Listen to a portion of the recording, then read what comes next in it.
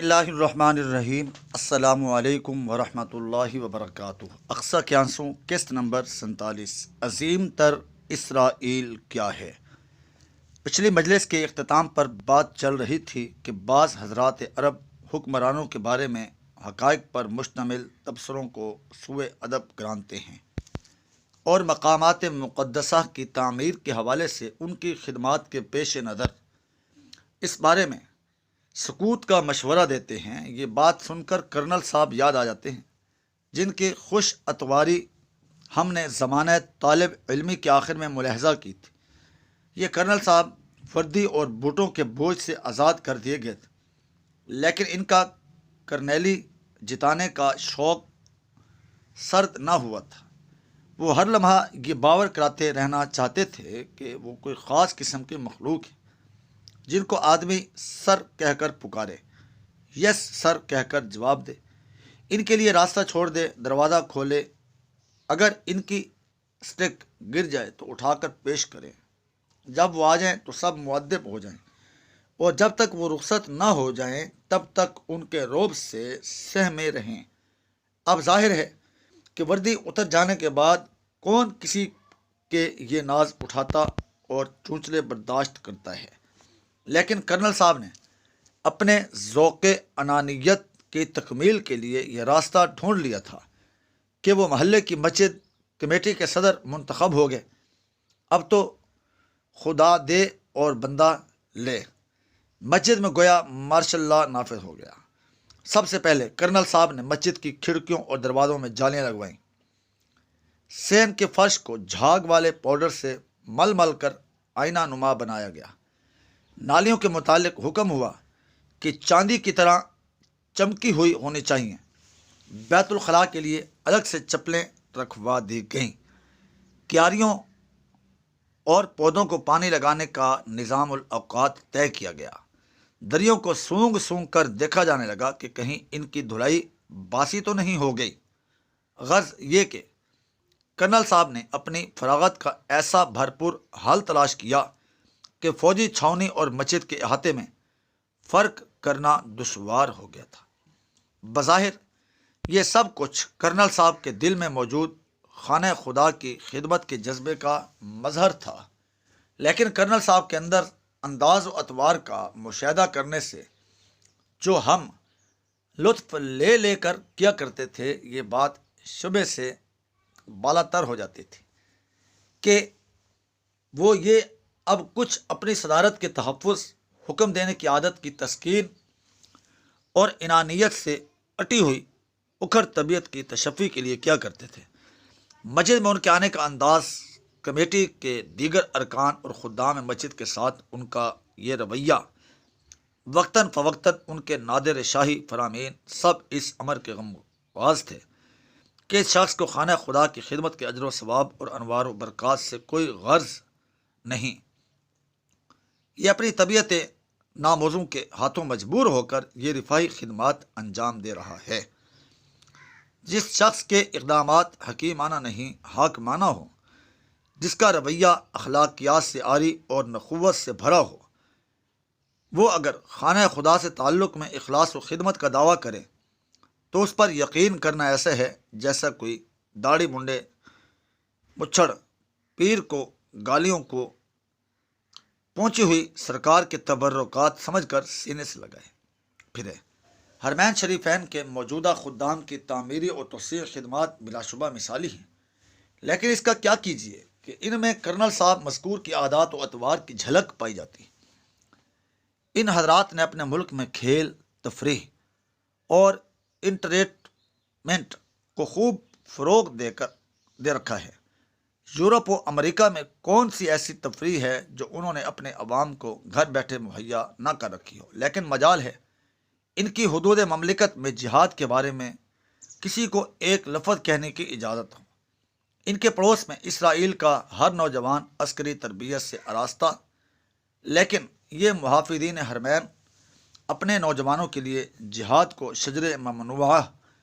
قرار دینے پر تلے ہوئے ہیں۔ انہوں نے عوام پر جو جبری نظام مسلط کر رکھا ہے،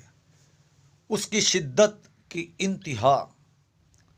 یہ ہے کہ ان کی حدود مملکت میں جہاں 3 افراد جمع ہو جائیں وہاں چوتھا حکومتی جاسوس ہوتا ہے،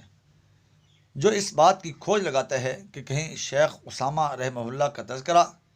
یا امریکہ کی مخالفت کے سنگین جرم کا ارتکاب تو نہیں ہو رہا۔ ان صاحب ایمان حکمرانوں کی امت مسلمہ کے لیے دل سوزی کا یہ عالم ہے کہ یورپ و امریکہ کی کوئی تفریح گاہ ایسی نہیں جہاں وہ داد عیش نہ دیتے ہوں،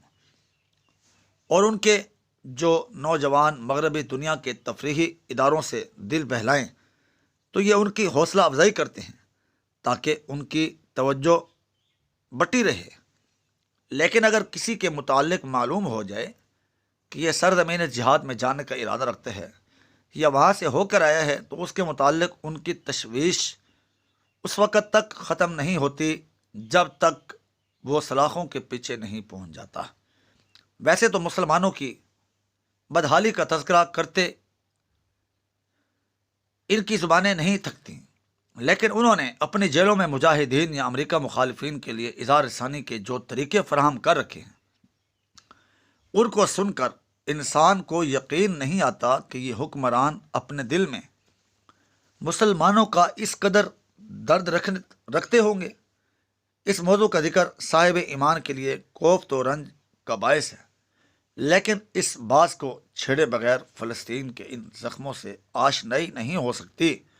جو یہود مردود کے ہاتھوں اس مقدس سرزمین کو لگے ہیں، اور ان حکمرانوں نے ان کے علاج کے لیے اتنا بھی نہیں کیا جتنا یہ اپنے پالتو جانوروں کے لیے کرتے ہیں۔ عرب کی مالدار ریاستوں کے مطلق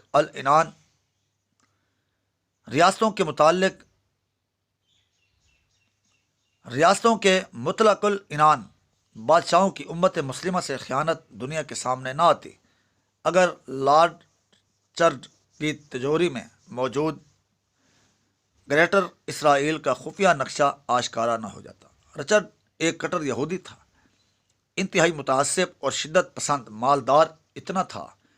کہ اسے خود بھی اپنی دولت کا صحیح اندازہ نہ تھا۔ اس نے اپنی ساری دولت صہیونیت کی خدمت کے لیے وقف کر رکھی تھی۔ 19ویں صدی کی دوسری دہائی میں اعلان بلفور کے ذریعے یہودی ریاست کا خاکہ تشکیل دیا گیا تو اس وقت صہیونی منصوبہ سازوں کے سامنے اہم مسئلہ فلسطین میں یہودی آبادی کا تناسب بڑھانے کا تھا۔ اس شخص نے دنیا بھر سے یہودیوں کو لا کر فلسطین میں بسانے کے لیے اپنی خزانوں کے منہ کھول دیے۔ اس نے فلسطینی باشندوں کو منہ مانگی قیمت ادا کر کے ان سے زمین خریدنا شروع کی